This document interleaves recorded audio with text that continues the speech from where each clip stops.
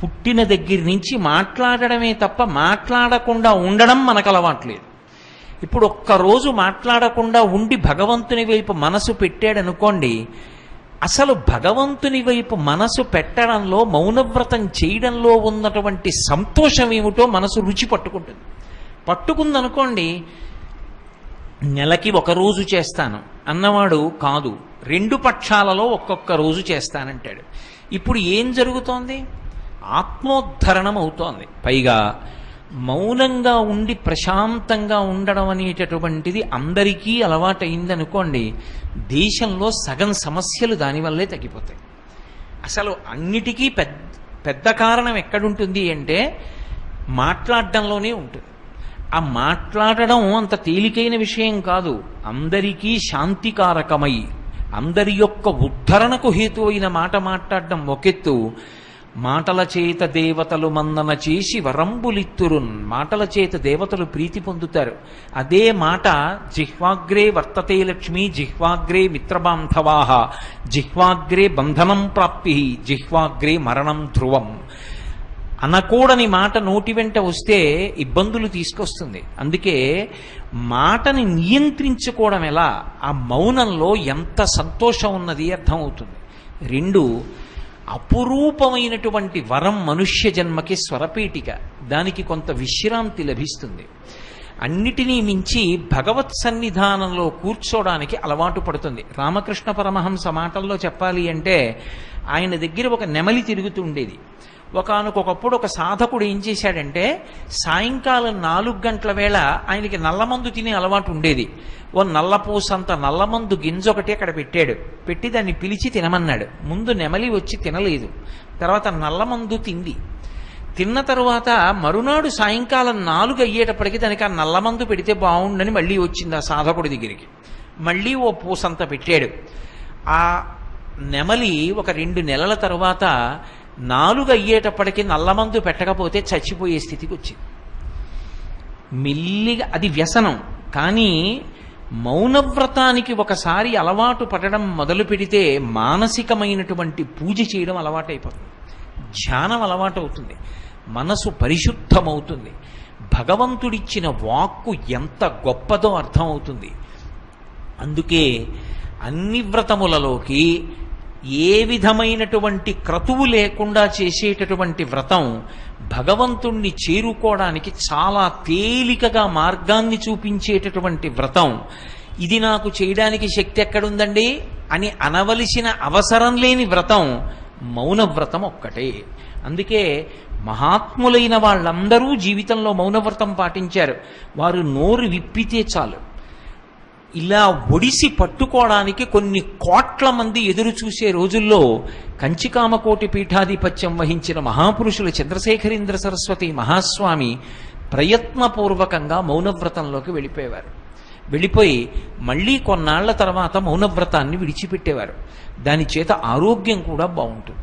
అందుచేతనే అన్నింటికన్నా చాలా గొప్ప విభవాన్ని ఇవ్వగలిగినటువంటి వ్రతం మౌనవ్రతం. ఆ మౌనవ్రతాన్ని పాటించి అందరూ కూడా ఈశ్వరానుగ్రహాన్ని పొందమని శాస్త్రవాక్కు. మంచి ప్రశ్న అడిగారు, చాలా సంతోషం, అభినందన.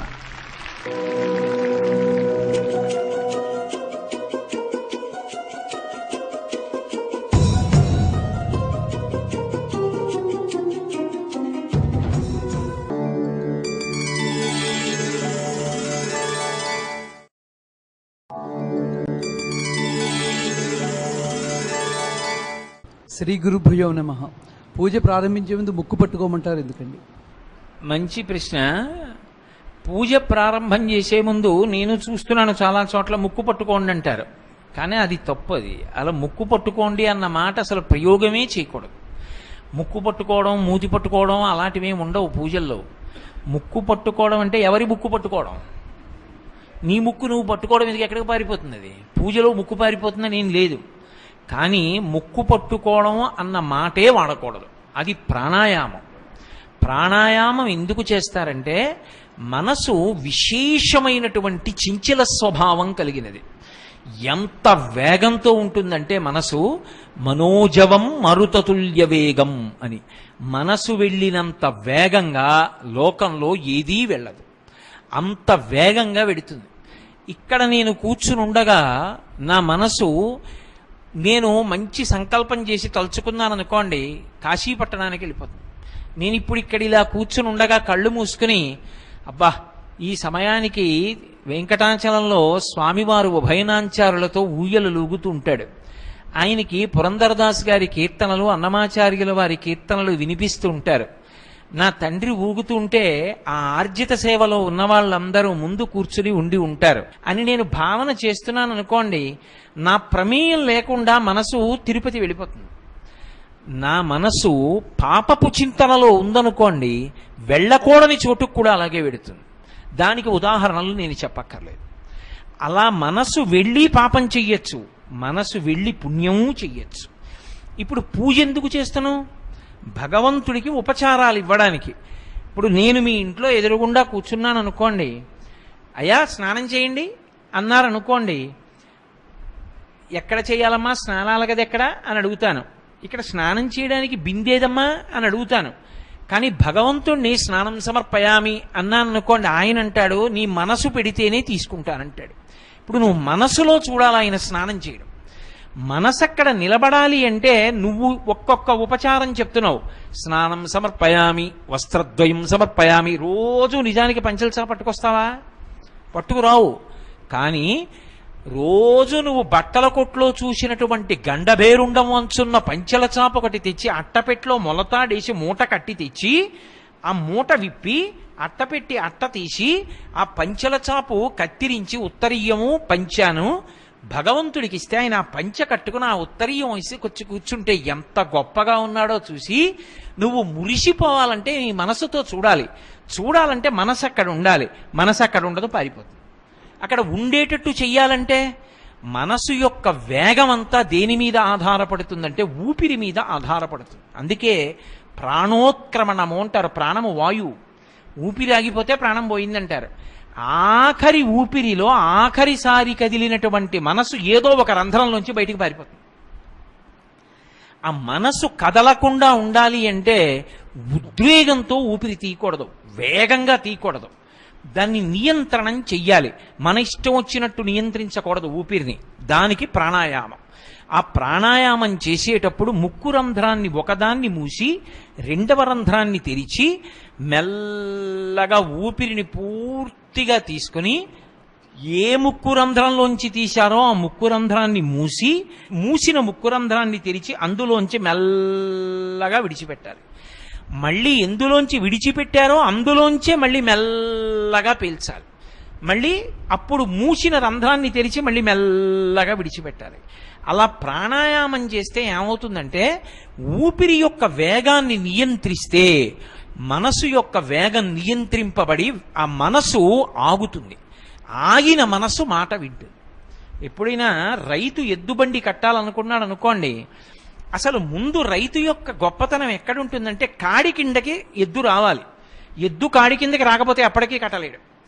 ఆ ఎద్దు వచ్చి కాడి కింద తల పెట్టడం అలవాటు చేశాడు అనుకోండి, అది అక్కడ ఎద్దు పడుకుంది. రైతు ముందెళ్ళి ఎద్దుని తీసుకురాడు, తిన్నగా బండి దగ్గరికి వెళ్ళిపోతాడు. ఆ బండి కోడు పట్టుకుని పైకెత్తుతాడు. పైకెత్తి అంటాడు. పడుకున్న ఎద్దు లేచి ఒళ్ళు విరుచుకుని వచ్చి తల పెట్టేస్తుంది. ఒకసారి అలవాటు పడిపోయిన ఎద్దు దానిని లేపకపోయినా బండి పైకెత్తితే కాడి కింద మెడబెట్టినట్టు ప్రాణాయామం చేస్తే మన మనసు మన మాట వినడం మొదలు పెడుతుంది.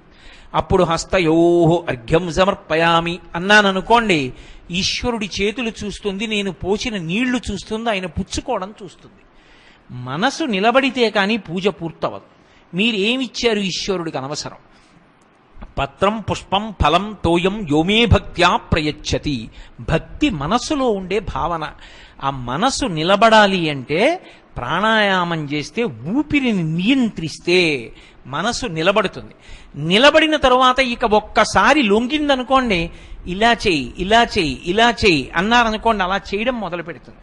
అలా చేస్తే దానికి ఉన్న విచిత్రం ఏమిటో తెలుసా? అదే జ్ఞాపకం చేస్తుంది. ఏమయ్యో 108 నామాలు చెయ్యాలి కదూ, 108 పువ్వులు ఉన్నాయా, అన్ని పువ్వులు లేకపోతే కాసిన అక్షతలు కూడా సిద్ధం చేసుకో, అదే జ్ఞాపకం చేస్తుంది. మాట విన్నటువంటి ఎద్దు ఎలా కాడి కింద తల పెడుతుందో అలా మాట వినడానికి అలవాటు పడిన మనసు భగవత్పథంలో నడిపించడానికి ఉపకరిస్తుంది. అందుకే వాగ్గేయకారులందరూ మాట విన్న మనసుని కీర్తిస్తారు, మాట వినని మనసుని నిందిస్తారు. ఓ మనసా వినవే అంటూ త్యాగరాజస్వామి అన్ని కీర్తనలు అందుకే చేశారు. కాబట్టి పూజలో ప్రాణాయామానికి అంత ప్రధానమైనటువంటి స్థానం ఉంది. అందుకు పూజ ప్రారంభమే ప్రాణాయామంతో తప్ప కేవలం ముక్కు పట్టుకుంటే వచ్చే ప్రయోజనం ఏమి ఉండదు. అది ప్రాణాయామం చేస్తే ఉంటుంది. అందుకే పూజ చేయించేటటువంటి వాళ్ళు కూడా ఎప్పుడు ముక్కు పట్టుకోండి అని చెప్పకూడదు. చెప్తే అదొక ఉపచారంలా ఉంది అనుకుంటారు. అలా కాకుండా ప్రాణాయామం చెయ్యండి అని చెప్పి చేసేవాడికి తెలియకపోతే చేయించేవాడు చేసి చూపించి దాని వివరం చెప్తే తరువాత చేసుకునే వాళ్ళందరూ కూడా చక్కగా రోజూ అలా చేసుకుంటారు. కాబట్టి ఆ ప్రాణాయామ వైభవాన్ని, యోగశాస్త్ర వైభవాన్ని పూజా విధానంలోకి తీసుకురావడమే ప్రాణాయామ ప్రక్రియ తప్ప అది ముక్కు పట్టుకోవడం కాదు, ప్రాణాయామం అని అర్థం చేసుకోవలసి ఉంటుంది. శ్రీ గురుభ్యో నమః. కర్రా ఫణికుమారి పాదాభివందనములు గురువు గారికి. పూజలో ముగ్గురు అమ్మలను ఉంచినప్పుడు వారిని ఏ క్రమంలో ఉంచాలి? ఓ మంచిదమ్మా. మీ ప్రశ్నకి జవాబు లలితా సహస్రనామ స్తోత్రంలో వ్యాస భగవానుడే ఇచ్చాడు. సచామర రమావాణి సవ్య దక్షిణ సేవిత అని. సవ్యము అపసవ్యము అని రెండు మాటలు మాట్లాడితే మళ్ళీ అందులో కొంత అయోమయం ఉంటుంది. సవ్యం అంటే కుడా, సవ్యం అంటే ఎడమ, సవ్యేతరం అంటే మరి కుడి కాని ఎడమ, ఎడమ కాని కుడా అని. ఆ అనుమానం లేకుండా వ్యాస భగవానుడు ఒక మాట అన్నాడు. ఆయన అన్నాడు సచామర రమావాణి సవ్య దక్షిణ సేవిత అన్నాడు. అంటే అమ్మవారు మధ్యలో కూర్చుంటే, అమ్మవారు అన్న మాటకి నేను ప్రధానమూర్తి, కామాక్షి పరదేవత లేదా లలితా పరాభట్టారిక అనుకోండి. లలితా స్వరూపం ఇలా కూర్చునుంటే ఆవిడికి కుడి చేతి వైపు సరస్వతీదేవి ఉండాలి, ఆవిడికి ఎడమ చేతి వైపు లక్ష్మీదేవి ఉండాలి. పూజలో మీరెప్పుడూ కూడా ఒక నియమం ఉంటుంది. మీరు ఎటువైపు ఏ పదార్థాన్ని ఉంచారు అన్నదాన్ని బట్టి ప్రాధాన్యత క్రమం నిర్ణయింపబడుతుంది. నా కుడి చేతి వైపు ఏది ఉందో ఆ కుడి చేతి వైపు ఉన్నదానికున్నంత ప్రాధాన్యత ఎడమ చేతి వైపు ఉన్నది కాదు అని అర్థం. ఇప్పుడు అమ్మవారికి కుడి చేతి వైపు సరస్వతీదేవి ఉంది, ఎడం చేతి వైపు లక్ష్మీదేవి ఉంది. అంటే సరస్వతీదేవి కన్నా లక్ష్మీదేవి తక్కువ అని అన్వయం చేయకూడదు. అక్కడ ప్రాధాన్యత అంటే ఈవిడ అనుగ్రహం లేని ఈవిడ అనుగ్రహం ప్రమాదకారి. ఎందుచేత? నా దగ్గర కొన్ని వేల కోట్ల ఆస్తి ఉంది, కానీ సరస్వతీ కటాక్షం లేదు. అక్షరం ముక్క రాదు, ఒక అంకె తెలియదు, కూడడం రాదు, తీసివేయడం రాదు, సంతకం పెట్టడం కూడా రాదు. ఇప్పుడు నేను ఎవరి మీద ఆధారపడాలి? పిల్లలు చూస్తే చాలా చిన్నవాళ్ళు, భార్యకి చూస్తే నాకన్నా సరస్వతీ కటాక్షం. ఇప్పుడు ఇంత ఆస్తి ఉంది, నేను ఎవరినో నమ్ముతాను. వాడు వచ్చి అయ్యా ఇలా ఇలా రాశానండి, మీ వేలిముద్ర వెయ్యండి అంటాడు, వేస్తాను. కానీ మనసులో భయం, వాడు ఏం రాశాడో, నేను వేలిముద్ర వేశాను. ఇప్పుడు నాకు పిల్లలు పుడితే వాళ్ళకి నేను మొదట చెప్పే విషయం ఏమిటి? ఒరే, నాలా డబ్బు సంపాదించడం కాదురా, ముందు 4 అక్షరాలు నేర్చుకోండిరా.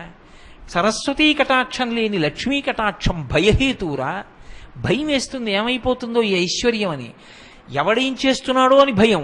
2 సరస్వతీ కటాక్షం లేదు. దేనికోసం ఖర్చు పెట్టాలో తెలియదు, దేనికి దానం చెయ్యాలో తెలియదు. శాస్త్రీయమైన ఆలోచన లేకుండా దానం చేశారనుకోండి, అది పుణ్యహేతువు కాదు, పాత్రత నిరిగి దానం చెయ్యాలి. అపాత్రునకు దానం చేయడానికి వీల్లేదు.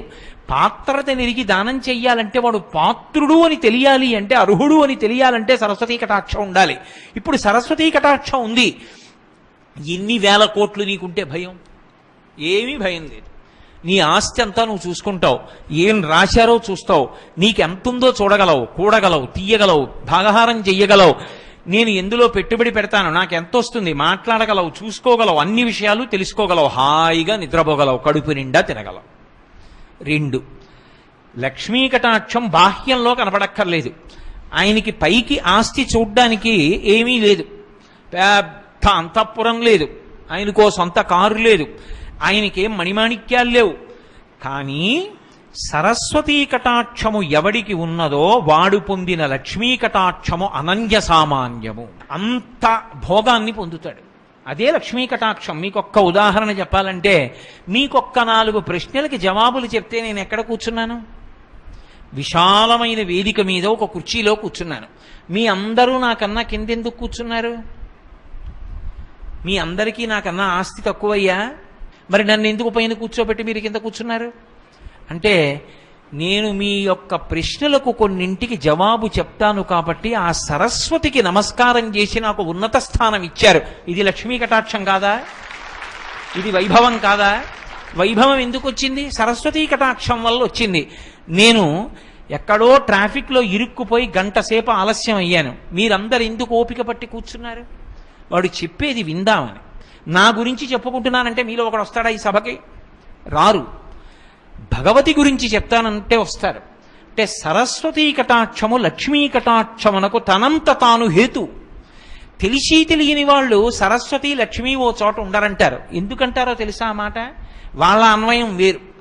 వాళ్ళు అంటారు శ్రీమన్నారాయణుడి యొక్క నాభికమలంలోంచి బ్రహ్మగారు పుట్టారు. ఇప్పుడు ఆ నాభికమలంలోంచి పుట్టినటువంటి బ్రహ్మగారు నారాయణుడికి ఏమవుతాడు? కొడుకు. నారాయణుడికి కొడుకు అయితే నారాయణుడి భార్య లక్ష్మికి ఏమవుతాడు? కొడుకు. ఆ కొడుకు బ్రహ్మ అయితే బ్రహ్మకి భార్య సరస్వతి ఏమవుతుంది? కోడలవుతుంది. లోకంలో నానుడు ఏమిటంటే అత్తా కోడలకి పడదు. అత్తా కోడలు ఎప్పుడూ వేరు కాపరాలు ఉంటారు, ఎప్పుడూ కలిసి ఉండరు. అందుకని అత్తా కోడలు ఓ చోట ఉండరు కాబట్టి సరస్వతి లక్ష్మి ఓ చోట ఉండరు అని సిద్ధాంతీకరిస్తారు. అత్తగారి కోసం బెంగ పెట్టుకుని పురిటికి వెళ్ళని కోడళ్ళు నాకు తెలుసు. కోడలి కోసం బెంగ పెట్టుకుని కోడల్ని చూడకుండా ఉండలేక పరుగులు తీసిన అత్తమామలు నాకు తెలుసు. అసలు ఏ ఇల్లు గౌరవింపబడుతుంది? ఎక్కడ అత్తా కోడలు దెబ్బలాడుకోకుండా కలిసిమెలిసి ఉంటారో ఆ ఇంటినే ఆదర్శప్రాయం అని చెప్తాం. ఆ ఇంట్లో చూడండి అత్తా కోడళ్ళు ఎలా ఉంటారో తల్లి కూతుళ్ళలా ఉంటారంటాం. అది ఆదర్శప్రాయం అంటాం.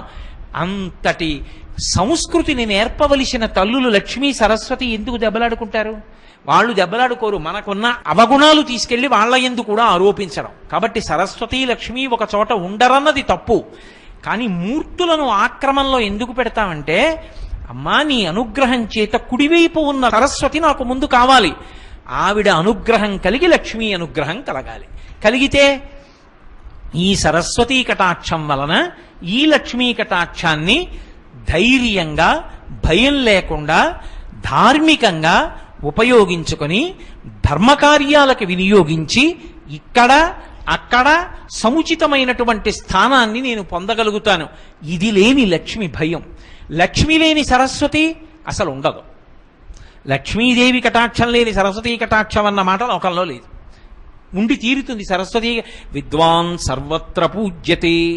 విద్వాంసుడైన వాడు సర్వత్ర పూజింపబడతాడు. ఎక్కడో ఒక చోట రెండు చోట్ల ఉండదు, అన్ని చోట్ల పూజింపబడతాడు. 4 ఉపన్యాసాలు చెప్పిన నేనే రైలు ఎక్కితే ఒక్కొక్కసారి నేను రైలు దిగేటప్పటికి 2 బుట్టల పళ్ళు పట్టుకెడతాను. ఎందుకని? రైలు బండెక్కినా పూజ్యత లభించింది. విద్వాంసుడనైనందుకు కాదు, 4 ఉపన్యాసాలు చెప్పినందుకు. ఇక విద్వాంసునకు గౌరవం లేకుండా ఎందుకుంటుంది? అందుకే కుడిపక్క సరస్వతిని, ఎడం పక్కన లక్ష్మిని అమ్మవారికి ఉంచి అమ్మవారిని సేవిస్తారు. అలా ఉంటుందని నేను చెప్పడం కాదు, వ్యాసుడే చెప్పాడు. శంకర భగవత్పాదులు కూడా ఇదే మాటని సరస్వత్యా లక్ష్మ్యా విధిహరి సపత్నో విహరతే అంటూ సౌందర్యలహరిలో చెప్పారు. సరస్వత్యా అని మొదట సరస్వతీ కటాక్షమే మాట్లాడారు. కారణం లక్ష్మిని కించపుర్చడం కాదు. సరస్వతీ కటాక్షం లేని లక్ష్మీ కటాక్షం అభ్యున్నతికి కారణం కావచ్చు, కాకపోవచ్చు. సరస్వతీ కటాక్షం ఎప్పుడూ అభ్యున్నతికి హేతువు. ఇందుకోసమని ముగురమ్మలని ఉంచినప్పుడు మధ్యలో కామాక్షి లలితాపరాభట్టారిక నుంచి ఆమెకి కుడివైపు సరస్వతి నుంచి ఆమెకు ఎడమవైపు లక్ష్మీదేవి నుంచి పూజిస్తారు. మీరు ఇప్పుడు ఆ క్రమం గురించి సక్రమంగా అర్థం చేసుకుంటున్నారు అనుకున్నానమ్మా. మంచిది. శ్రీ గురుభ్యో నమః. త్రిపుర చంద్రశేఖర్ పాదాభివందనములు. పూజలో వస్త్రధారణ నియమం ఏమిటి తెలియవలసింది. చాలా మంచి విషయం. చాలా చాలా మంచి విషయం అడిగారు. పూజలో వస్త్రధారణ నియమమేమి? పూజ చేసేటప్పుడు అంటే ఒకటి జ్ఞాపకం పెట్టుకోండి, సాధారణంగా నిత్య పూజ చేయడం అనేటటువంటిది పురుషుడు చేస్తాడు. ఎవరు చెయ్యాలి ఇంట్లో అంటే యజమాని నిత్య పూజ చెయ్యాలి. ఎవరు చెప్పారు? సంకల్పంలోనే ఉంది. ధర్మపత్ని సమేతస్య అనుంది, కానీ పతి సమేతస్య అని లేదుగా. అంటే దాని అర్థం నేను చెయ్యాలి అని దాని అర్థం. ఇంట్లో పూజ ఇంటికి యజమాని చెయ్యాలి. ఎందుకని? ఇల్లు అభివృద్ధిలోకి రావాలని ఎవరు కోరుకోవాలి? యజమాని కోరుకోవాలి. యజమానిగా ఉన్నవాడు అది కూడా అడగడం బరువైపోతే పూజామందిరంలోకి వెళ్ళడం ఇంకా అంతకన్నా అన్యాయమైన విషయం ఏముంటుంది? ఇక నేను దాని మీద వ్యాఖ్యానం చేయడం అనవసరం. కాబట్టి అలాగే పూజ చేస్తారు అని మనం భావన చెయ్యాలి. చేసినప్పుడు పురుషుడు ప్రతిరోజు పూజ చేస్తాడు. ఏదో నైమిత్తిక తిథులలో పూజలు చేసేటప్పుడు భార్య కూడా పక్కన కూర్చుంటుంది వినాయక వ్రతం లాంటిది చేసేటప్పుడు. ఇప్పుడు ఇందులో మీరు ఒక విషయాన్ని గమనించాలి. వస్త్రధారణా నియమము అన్నప్పుడు ప్రధానంగా వస్త్రధారణా నియమము అన్నది అన్వయం ఎవరికి అంటే పురుషునకు. స్త్రీ విషయంలో అంత లోతుగా స్పృశించవలసిన అవసరం ఉండదు. ఎందుకంటే ఎప్పటి నుంచో ఉన్న సంప్రదాయం, ఆడపిల్ల అయితే ఏదో లంగా ఓణి జాకెట్టు వేసుకుంటుంది, వివాహితలైతే చీర కట్టుకుని రవిక తొడుక్కుంటారు. మనం అమ్మవారికి అవే కదూ ప్రదానం చేస్తాం, కాబట్టి మనం కూడా అలాగే కట్టుకుంటాం. అంతకన్నా ఇక నేను స్త్రీల వస్త్రధారణకి సంబంధించిన విషయం గురించి చర్చ చెయ్యను. ఇక పురుషులకు సంబంధించి వేదం ఒక మాట చెప్పింది, వికచ్చః అనుత్తరీయశ్చ నగ్నశ్చ అవస్త్ర ఏవచ.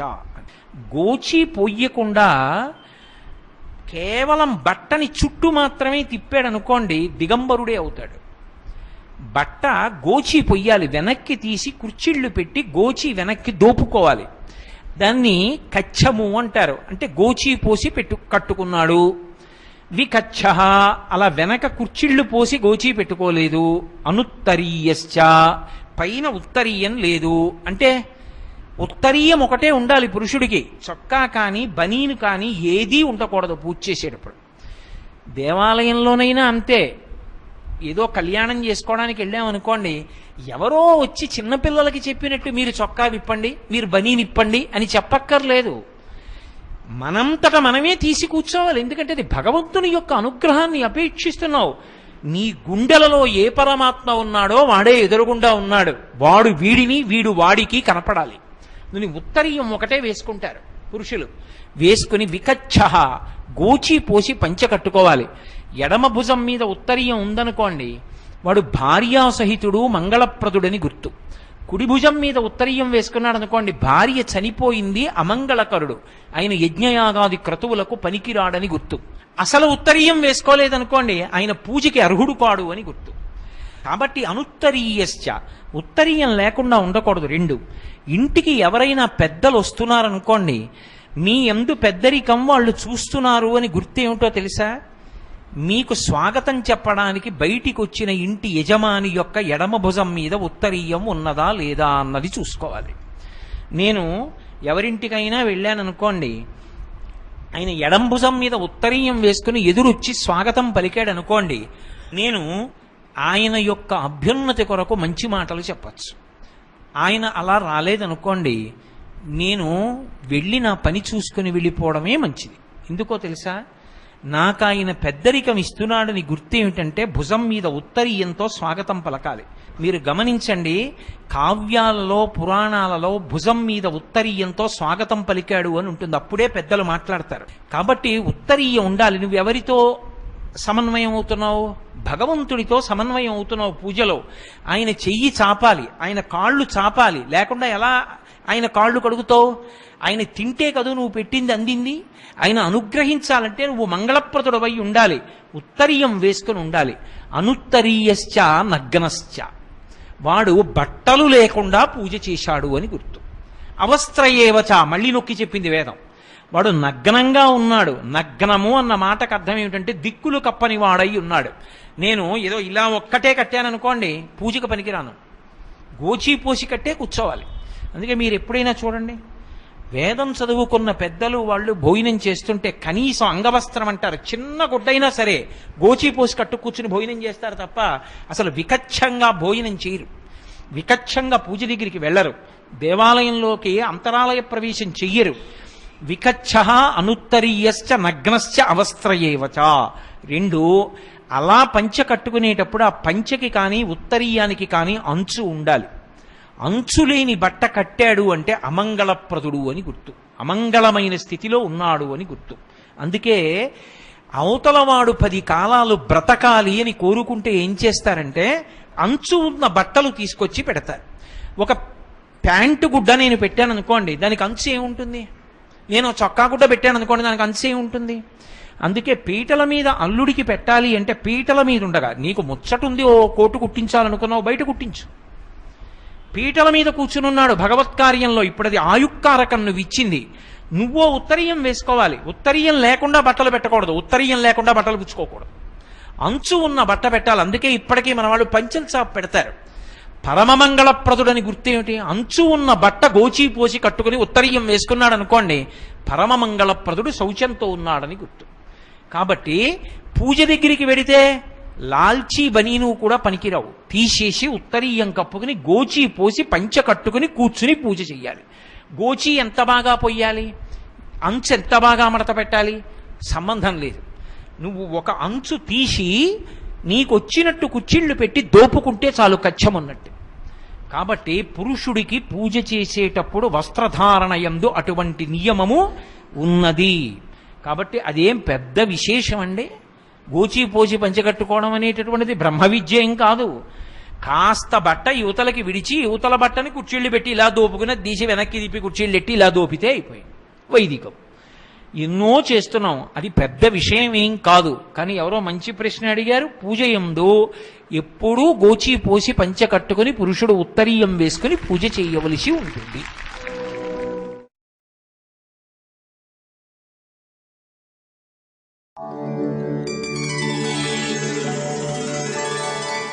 వాల్మీకి మహామహర్షి ఆయన కన్నా వ్యాస భగవానునికి గౌరవం ఇచ్చారు, ఎందుచేత, కారణం ఏమిటి? వాల్మీకాది మహర్షుల కన్నా వ్యాస భగవానుడికి ఏ కారణం చేత అంత విశేషమైనటువంటి గౌరవం లభించింది? వాల్మీకి సూర్యవంశానికి చెందినటువంటి రామాయణాన్ని రచన చేశారు. సూర్యవంశ ప్రభువు రామచంద్ర ప్రభు. చంద్రవంశానికి సంబంధించినటువంటి భారతాన్ని వ్యాస భగవానుడిచ్చాడు. సూర్యచంద్రులిద్దరూ లేకపోతే ఒక రోజు ఎంత చీకటో, వ్యాస వాల్మీక మహర్షులు లేకపోతే సనాతన ధర్మంలో వాంగ్మయానికి అంత లోటు. ఇద్దరూ నమస్కార యోగ్యులే, ఇద్దరూ ఆరాధనీయులే, ఇద్దరి పేరు చెప్తే తల వంచి నమస్కరించవలసిందే. కానీ ఎవరికన్నా కూడా వ్యాసుడే గొప్పవాడు. వ్యాసుడి కన్నా గొప్పవాడు అని సనాతన ధర్మంలో చెప్పడానికి ఉండదు. ఎందుకుండదు అంటే ఒక్కటే కారణం. వ్యాసో నారాయణ స్వయం. ప్రమాణవాక్కు అని ఒకటి ఉంటుంది. మనం అందరం ఏం చెయ్యాలి అంటే, ఎప్పుడైనా గీతాచార్యుడు భగవద్గీతలో ఒక మాట చెప్తాడు, కర్తవ్యమకృతం కావ్యం సతాం మన్యముదీరయేత్. రామాయణంలో మాట. మీరు ఏదైనా ఒక పని చెయ్యాలా, చెయ్యకుండా ఉండాలా అంటే దానికి ప్రమాణమేది? దాన్ని చెప్పినటువంటిది వేదం ఒక్కటే. ఆ వేదము అనంతమైన రాశిగా పడిపోయి ఉంటే కలియుగంలో ధర్మానికి ప్రమాణము శాస్త్రము అయినటువంటి వేదాన్ని విభాగం చేసిన మహాపురుషుడు వేదవ్యాసుడు. అందుచేత వేదవ్యాసుడయ్యాడు. ఆయన కారణజన్ముడు. పైగా ఆయనే 18 పురాణములను ఇచ్చాడు. ఆయనే పంచమ వేదమైనటువంటి భారతాన్ని ఇచ్చాడు. ఆయనే మహాభారతంలో ఒక వ్యక్తి అయి ఎన్నో పర్యాయములు కనపడ్డాడు. కనపడి అసలు ఆర్షమైనటువంటి ధర్మములనన్నిటినీ కూడా నిరూపణం చేశాడు. వ్యాసుడు లేకపోతే అసలు ఈ లోకంలో చెప్పడానికి ఏమీ ఉండదు. ప్రమాణవాక్యేది అసలు? భగవద్గీతను ఎవరిచ్చారు? వ్యాసుడే ఇచ్చాడు భారతంలో. అలాగే బ్రహ్మసూత్రములను ఎవరిచ్చాడు? వ్యాసుడే ఇచ్చాడు. అటువంటి వ్యాసుడు వాంగ్మయానికి అంతటికీ కూడా వెలుగుల దివ్యలాంటివాడు. ఆ వ్యాసుడు లేకపోతే కటిక చీకటి గాఢాంధకారం. అందుకే వ్యాసుడెవరు అని అడిగారనుకోండి, వ్యాసుడు ఒక పెద్ద దీపం. ఆ దీపం మొట్టమొదటి దీపం. ఆ దీపంలోనే మిగిలిన ప్రమిదలలో దీపాలన్నీ వెలిగాయి. మిగిలిన గురుస్వరూపాలన్నీ కూడా వ్యాస భగవానుడి యొక్క హృదయాన్ని ఆవిష్కరిస్తూ పెడతాయి. శంకర భగవత్పాదులు ఉన్నారనుకోండి, వ్యాస హృదయాన్నే చెప్తారు. అందుకే గురువులను గురించి చెప్పేటప్పుడు ఒక మాట చెప్తారు పెద్దలు, వ్యాస దర్శనమైన వారు ఎవరున్నారో వారిని మహనీయులు అని పిలుస్తారు. అందుకే ద్వైతమత ప్రవర్తకాచార్యులైనటువంటి మధ్వాచార్యుల వారికి వ్యాస దర్శనమైంది. విశిష్టాద్వైత ప్రవర్తకాచార్యులైనటువంటి భగవద్ రామానుజులు వ్యాస దర్శనం పొందారు.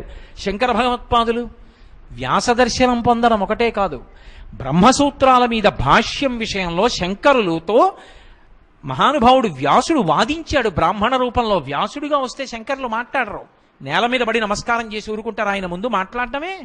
మాట్లాడరు, బ్రాహ్మణుడిగా వచ్చాడు, అందుకు చర్చించారు.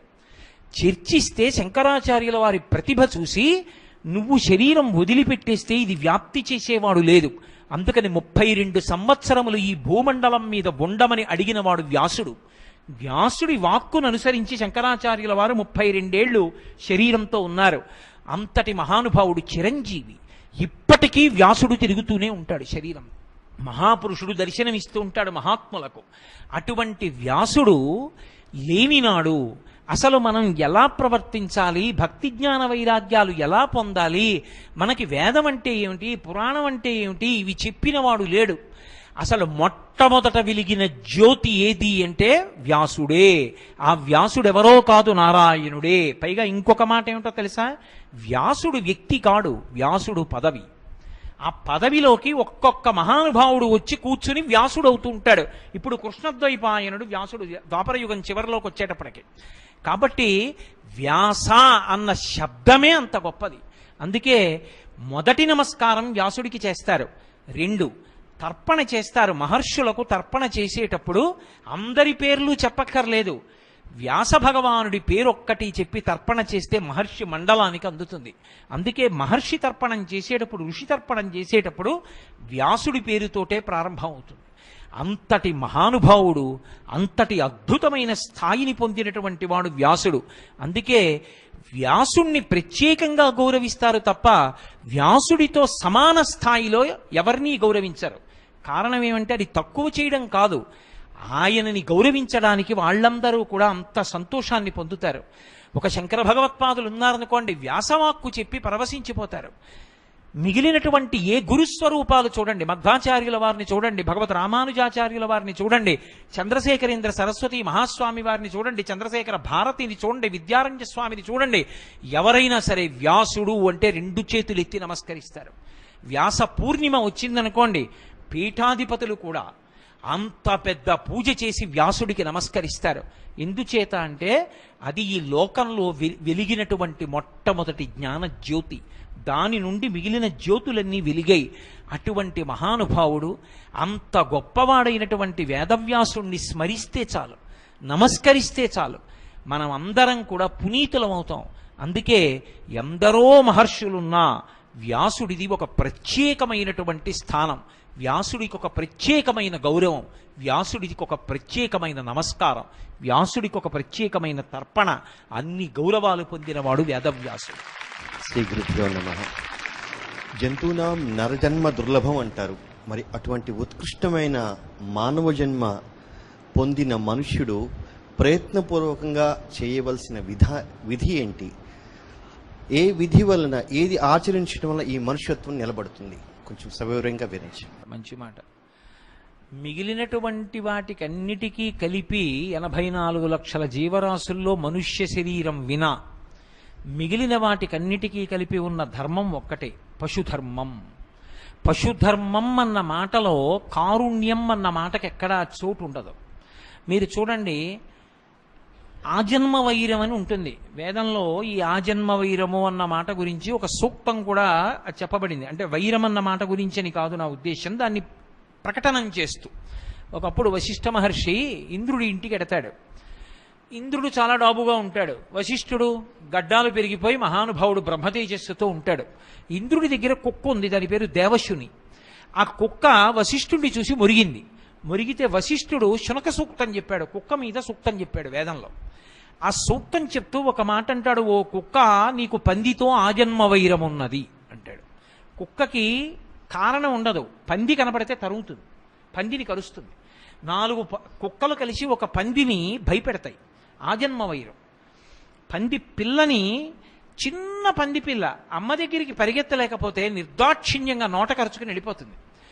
అప్పుడు దిక్కుమాల కుక్కకి కారుణ్యం లేదా అన్న మాట అనకూడదు. పెద్ద పులి గర్భిణీ అయి ఉన్నటువంటి లేడిని కొట్టేస్తుంది, పాము పక్షి గుడ్లు తినేస్తుంది.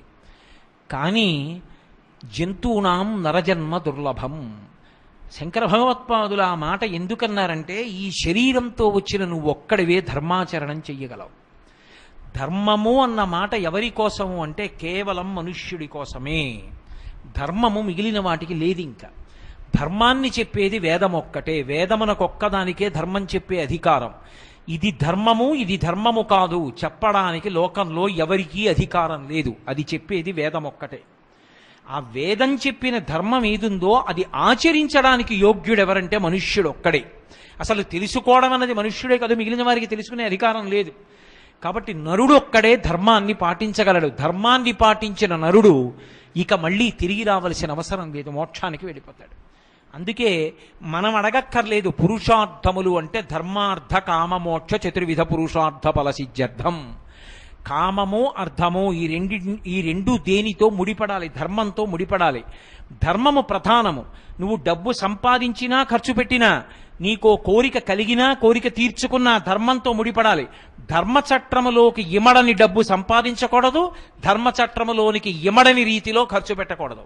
ధర్మచట్రమునందు ఇమడని కోరిక పుట్టకూడదు, పుట్టినా తుంచెయ్యాలి తప్ప ధర్మచట్రమునందు ఇమడని కోరిక తీర్చుకోకూడదు. అలా ధర్మముతో అర్థకామములు ముడిపడిపోతే ఇక వేరు ప్రయత్నం ఉండదు, మోక్షం వస్తుంది. అందుకే పురుషార్థముల యందు మొదటిది ఏది అంటే ధర్మమే. ఆ ధర్మం ఎవరికి? నరుడికే. ఆ నరుడు ధర్మాన్ని ఆచరించి మోక్షాన్ని పొందగలడు. ధర్మాన్నే పట్టుకున్న రామచంద్రమూర్తి త్రేతాయుగంలో జీవించి ఉన్న కలియుగంలో కూడా రామనామం అంత గొప్పది, రామ కథ అంత గొప్పది, రామాయణం అంత గొప్పది, రామ మందిరం అంత గొప్పది, రామ భక్త సమాజం అంత గొప్పది, రామ భజనం అంత గొప్పది. కాబట్టి ఆ ధర్మాన్ని ఆచరించేటటువంటి నరుడికి అంత ప్రశస్తి కలిగింది. ధర్మం అన్న మాట ఒక్క మాట విడిచిపెట్టేసి ప్రవర్తిస్తే ఆ నరుడు పశువు కన్నా హీనుడు అవుతాడు. అందుకే మనిషి తరించడానికి మనసులో మొట్టమొదటి ఆలోచనగా రావలసినది ఏది అంటే నీవు ఎంత ఉపకారము చెయ్యగలవు. అందుకే కురుపుణ్య మహోరాత్రం అంది శాస్త్రం. నీలో వచ్చిన ప్రతి ఆలోచన ఇతరులకు ఉపకారము చెయ్యగలిగినది కావాలి తప్ప నీ మనసులో కక్ష పెట్టుకుని కార్పణ్యం పెట్టుకుని ఇతరులను బాధ పెట్టడం కోసమని ప్రణాళికా రచనలు చేయడం, కుట్రలు చేయడం, వాటిని అమలు చేసే ప్రయత్నం చేయడం మనుష్యుడిగా బ్రతకవలసినటువంటి విధానం కాదది. కాబట్టి ఎప్పుడూ మనసులో ఉండవలసినది ఏది అంటే ఉపకార బుద్ధి. నా వలన ఎంతమందికి ఉపకారం జరుగుతుంది అదొక్కటే. అందుకే మీకు భారతదేశంలోనే ధార్మిక ప్రవచనాలు ఉంటాయి. కారణం ఏమిటో తెలుసా?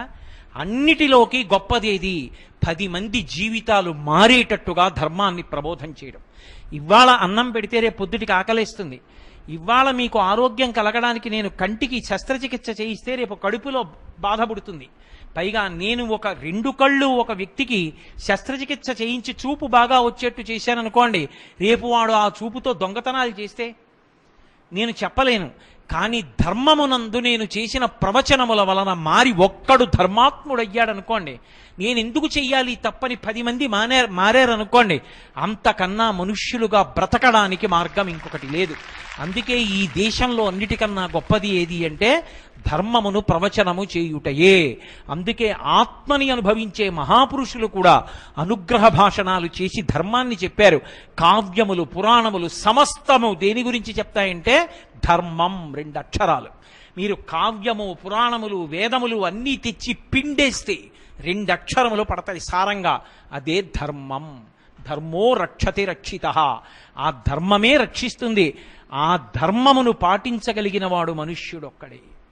అందుకే నరజన్మ అంత గొప్పది ఎందుకైంది అంటే పరోపకారమును చెయ్యగలవు కనుక, నీవు ధర్మమును పాటించగలవు కనుక, ఆ ధర్మము వలన నిన్ను నువ్వు ఉద్ధరించుకొని కొన్ని వేల మందిని ఉద్ధరించగలవు కనుక, ఆదర్శమూర్తిగా నిలబడగలవు కనుక. అందుకని నరజన్మ ఉత్కృష్టమైనది. ధరించడానికి మార్గము ధర్మము, పరోపకార బుద్ధి. ఓం గురుభ్యో నమః. హరి ఓం. దేవాలయం దర్శించినప్పుడు ధ్వజస్తంభం దర్శనమిస్తుంది. ఆ ధ్వజస్తంభం నిర్మాణం చేయడానికి గల కారణం ఏంటి? సవిస్తరంగా వివరించండి గురువుగారు. చాలా సంతోషం. దేవాలయాలకి ఆగమము అని ఉంటుంది. మనం ఒక ఇల్లు కట్టుకుంటే వాస్తుశాస్త్రం ప్రకారం, అంటే యజమాని భార్యాబిడ్డలతో నివసించడానికి వీలైన రీతిలో దీర్ఘకాలం అందులో ఉండడానికి, రామాయణంలో రామచంద్రమూర్తి అంటాడు సౌమిత్రే చిరజీవిభిః అంటాడు. ఈ ఇంటిలోకి ఎందుకు వెడుతున్నానంటే ఈ ఇంటిలోకి వెళ్ళి ఏ అనారోగ్యము లేకుండా నేను చిరకాలము సంతోషంగా ఉండడానికి ఇంట్లోకి వెడుతున్నాను. అలా వెళ్ళాలి అంటే వాస్తు పూజ చెయ్యాలి లక్ష్మణ అంటాడు. అది శాస్త్రాన్ని పాటించడం అంటే. అలా ఇంటికి వాస్తుశాస్త్రం ఎలా ఉంటుందో దేవాలయానికి ఆగమం అలా ఉంటుంది. ఆ ఆగమ ప్రకారం దేవాలయాల్ని నిర్మాణం చేస్తారు. ముఖమంటపము, అర్ధమంటపము, అంతరాలయము, అంతరాలయములో దీపములు, దీపముల యొక్క కాంతిలో ఈశ్వరమూర్తి దర్శనము. దేవాలయంలో పెద్ద పెద్ద కరెంట్ లైట్స్ వేసి దర్శనం చేయకూడదు.